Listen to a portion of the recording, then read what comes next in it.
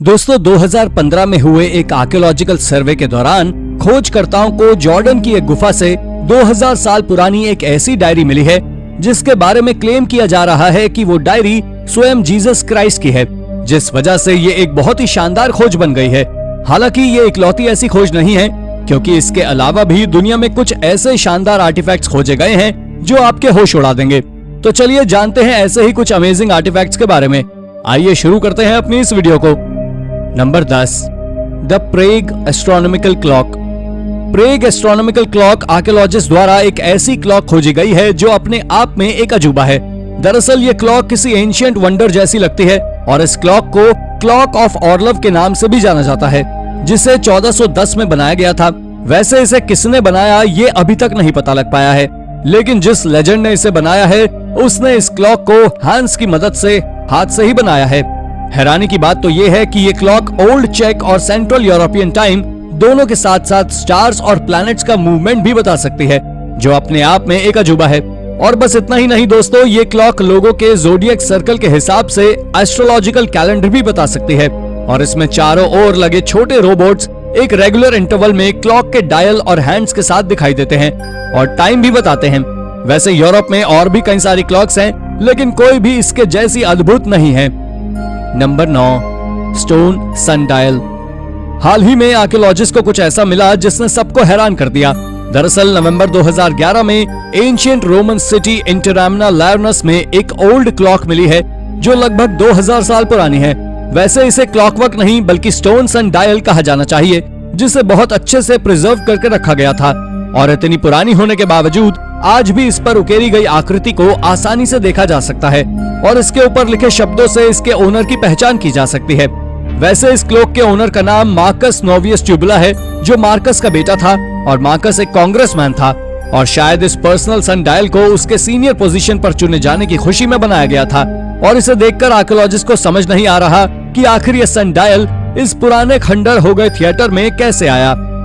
Number 8, एडेफल of earth. क्या आप जानते हैं कि 15वीं सदी तक साइंटिस्ट की इस बात पर किसी को भरोसा नहीं था कि हमारी पृथ्वी गोल है, लेकिन फिर सन 1492 में मार्टिन बहाम नाम के जर्मन के रहने वाले एक साइंटिस्ट ने एडेफल बनाया और सबको उनकी बात माननी पड़ी। दरअसल एडेफल एक लिनन की लैमिनेटेड बॉल थी जिसे वुडन रीइंफोर्समेंट के टुकड़े से बनाया गया था, जो लगभग ग्लोब जैसा दिखाई देता था। और इस पर बने मैप को जॉर्ज ग्लॉकेंडन द्वारा पेंट किया गया था। और दोस्तों हैरानी की बात तो ये है कि उस समय इस मैप पर अमेरिका को नहीं दर्शाया गया था, क्योंकि उस समय क्रिस्टोफर कोलंबस अपनी फेमस वॉयज से वापस नहीं लौटे थे और यूरो एशियन कॉन्टिनेंट को बहुत ज्यादा लार्ज दिखाया गया और यूरोप और एशिया के बीच खाली जगह दिखाई गई। इसके साथ ही जापान को बहुत बड़ा और नीचे की तरफ और मलेशिया के ईस्ट में एक पेनिनसुला दिखाया गया जो रियलिटी में एग्जिस्ट ही नहीं करता। Number 7, cargo ship Archangel Raphael. दोस्तों 2014 में आर्कियोलॉजिस्ट को समुद्र के नीचे कुछ ऐसा मिला जिसे देखकर वो हैरान रह गए, क्योंकि जब इससे पहले 2002 में उन्होंने ये आर्कियोलॉजिकल सर्वे किया था तो ये चीज यहाँ नहीं थी। दरअसल एक डाइविंग टीम को समुद्र के अंदर एक बहुत पुराना खोया हुआ वेसल मिला और जब इसकी छानबीन की गई तो सबसे पहले इसके अंदर कैबेज जैसे दिखने वाली कोई चीज मिली, लेकिन असल में ये एक बुक थी जो सी वाटर और ग्रीस के कारण लगभग खराब हो चुकी थी और पूरी तरह फूल चुकी थी, जिस कारण इसे पढ़ना बहुत मुश्किल हो गया था। लेकिन इसके लेदर वुड विनियर के कारण अभी भी इसमें 1000 तक के पेजेस मौजूद थे और इनमें से 3 पेज साल्वेजेबल कंडीशन में थे, जिन्हें जल्दी ही रिस्टोर कर लिया गया, जिसमें पता लगा कि ये 1698 का एक रॉयल स्वीडिश मैथमेटिकल एल्मनेक है, जो भले ही पढ़ने की स्थिति में नहीं था, लेकिन ये इस लेबोरियस रिस्टोरेशन प्रोजेक्ट पर काम कर रहे लोगों के लिए इंस्पिरेशनल था। Number 6, personal diary of Jesus Christ. अगर कोई आपसे कहे कि उसके पास जीसस क्राइस्ट की लिखी हुई पर्सनल डायरी है तो आप क्या करेंगे? दरअसल एक आर्कियोलॉजिकल सर्वे में मिली इस 2000 साल पुरानी डायरी के बारे में क्लेम किया जा रहा है कि ये डायरी जीसस क्राइस्ट की पर्सनल डायरी है, जिसे 2015 में जॉर्डन की एक केव में खोजा गया था और तब से लेकर अभी तक लगातार इसके बारे में स्टडी की जा रही है। और कहा जा रहा है कि इस बुक को लिखने के बाद इसे किसी ने नहीं छुआ था और जब ये आर्कियोलॉजिस्ट को मिली तो उस समय इस केव में एक फ्लैश फ्लड आई और यहाँ मौजूद 2 निशानों को उजागर किया, जिसमें से एक निशान मेनोराह का सिंबल है। और यहाँ मिली सभी 70 टाइनी बुक्स को लेड, लीव और कॉपर को एक साथ तार से बंधा गया था और इसके वर्ड्स को एंशिएंट हिब्रू से लिखा गया था, जो किसी कोड भाषा में है। वैसे इसके अंदर मिले एक लेदर के टुकड़े से इसके समय का पता लगा, जो कि क्राइस्ट के समय का ही है, जिससे पता चलता है कि ये दुनिया की सबसे पुरानी रिटन क्रिश्चियन आर्टिफैक्ट है, जो सेंट पॉल की प्रीडेटिंग है। Number 5, hunting knife with wheel lock pistol. Archaeologist को 16th सेंचुरी का एक ऐसा औजार मिला जो देखने में काफी अजीब और चौंकाने वाला था। दरअसल ये एक हंटिंग नाइफ था जिसके साथ एक स्मॉल व्हील लॉक पिस्टल बनाई गई थी, जिसे लगभग 1529 से 1534 के बीच बनाया गया था। और शायद उस समय इसे ये सोचकर बनाया गया था कि अगर पिस्टल लॉक हो गई या मिसफायरिंग हो गई तो हंटिंग नाइफ का यूज किया जा सकता है। और हैरान करने वाली बात तो ये है कि इस नाइफ की ब्लेड पर एक कैलेंडर भी एनग्रेव्ड किया गया है, जिस पर मैन्युफैक्चरर एम्ब्रोसियस गैमलिक के सिग्नेचर भी मौजूद हैं, जिससे पता लगता है कि ये वेपन जर्मन के म्यूनिक का है। और उस समय कई सारे गैमलिक वेपन्स को बेचा गया था, लेकिन आज कुछ ही मौजूद हैं, जिन्हें न्यूयॉर्क सिटी के मेट म्यूजियम में रखा गया है। Number 4, Dutch water bond. दोस्तों, अगर आप कुछ अमेजिंग और डिफरेंट पेपर वर्क देखना चाहते हैं तो आपको एक बार Beinecke rare book and manuscript library जरूर जाना चाहिए, क्योंकि यहाँ सबसे स्ट्रेंजेस्ट डॉक्यूमेंट मिले, जो एक डच वाटर बॉन्ड था, जिसे 1688 में इशू किया गया था और गोट स्किन पार्चमेंट पर लिखा गया था। और ये water bond local dyke system को इम्प्रूव करने के लिए इशू किया गया था।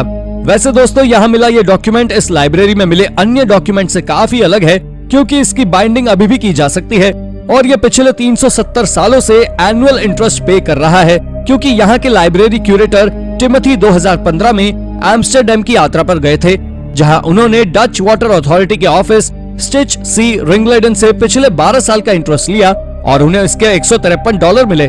वैसे दोस्तों, उस समय ऐसे सैकड़ों बॉन्ड इशू किए गए थे, लेकिन अभी सिर्फ 5 ही मौजूद हैं। Number 3, the sphinx in Egypt. ये तो हम सभी जानते हैं कि इजिप्ट के पिरामिड से लेकर स्ट्रक्चर तक सभी बहुत मिस्टीरियस और फेमस होते हैं, और ऐसा ही एक फेमस एंशिएंट स्ट्रक्चर है द स्फिंक्स, जो एक half human half cat structure है और लगभग 4500 साल पुराना है। वैसे इस स्ट्रक्चर की नोज मिसिंग है, जिसके पीछे क्या रहस्य है ये कोई नहीं जानता। लेकिन इससे भी ज्यादा अजीब बात तो ये है कि इसकी बियर्ड भी गायब है, जो पहले इसके चिन पर हुआ करती थी। और इसके पास एक टूटी ब्रेड मिली है, लेकिन ये इसकी असली ब्रेड है ये नहीं कहा जा सकता, क्योंकि ये 20th सेंचुरी में इस एरिया को साफ करते वक्त मिले थे, जो चूना पत्थर से बने थे। इसलिए हो सकता है कि असली ब्रेड ना होकर 18th सेंचुरी में रिस्टोरेशन वर्क के समय उसकी जगह लगाई गई हो। Number 2, gruesome disgusting artefact. दोस्तों, बचपन में शहर में लगने वाले मेले से कुछ डरावने और अजीब से फेस वाले मास्क तो सभी ने खरीदे और देखे होंगे, लेकिन ये ग्रूसम डिस्गस्टिंग आर्टिफैक्ट उन सब से बिल्कुल अलग है, क्योंकि इसका फेस रियल लेदर का है और इसकी ब्रेड और हेयर भी बिल्कुल असली है और इसके टीथ भी असली हैं। दरअसल ये मास्क 1840 में कैमनॉक स्कॉटलैंड में एक कॉटेज में मिला था, जो दिखने में बहुत अलग था। वैसे दोस्तों, इस मास्क को अलेक्जेंडर पेटिन, जिसे प्रॉफिट ऑफ कॉवेनेंट के नाम से भी जाना जाता है, उनके द्वारा 1660 के दशक में अपनी पहचान छुपाने के लिए पहना जाता था। और पेटिन किंग चार्ल्स II के समय हुए रिस्टोरेशन में मिनिस्टर हुआ करता था, और इस मास्क को पहनने के कारण गवर्नमेंट उसे कभी नहीं पकड़ पाई। Number 1, Lusatian culture vessel. दोस्तों, अभी तक हम आर्कियोलॉजिस्ट द्वारा खोजे गए आर्टिफैक्ट के बारे में बात कर रहे थे, लेकिन ये अमेजिंग आर्टिफैक्ट किसी आर्कियोलॉजिकल सर्वे में नहीं, बल्कि 2016 में लेबोस्की प्रोविंस पोलैंड में रहने वाली एक नॉर्मल फैमिली द्वारा वॉक करते समय खोजा गया था। और दोस्तों, ये डिस्कवरी ल्यूजेशियन कल्चर का एक अच्छा एग्जाम्पल बन गई, जो ब्रॉन्ज एज के समय का एक ट्रेवल्ड रीजन था। वैसे ये सभी अवशेष साल 3100 से 2700 के बीच के हैं। इनमें 5 ब्रॉन्ज वेसल और 6 पीसेस कार्ट और 6 पीसेस व्हील्स के हैं, जिन्हें कार्ट से क्यों अलग कर दिया गया ये अभी तक नहीं पता लगा है, लेकिन हो सकता है कि ये कोई रिचुअल हुआ जिसके चलते ऐसे किया गया हो। वैसे साइंटिस्ट इसके पीछे छुपे रहस्य को जानने की कोशिश में लगे हुए हैं। तो दोस्तों, ये थी हमारी एक और रोचक वीडियो। आशा करते हैं आपको ये वीडियो जरूर पसंद आई होगी, तो प्लीज इसे लाइक करें और हाँ, जाते जाते चैनल को सब्सक्राइब भी जरूर कर दीजिएगा। धन्यवाद।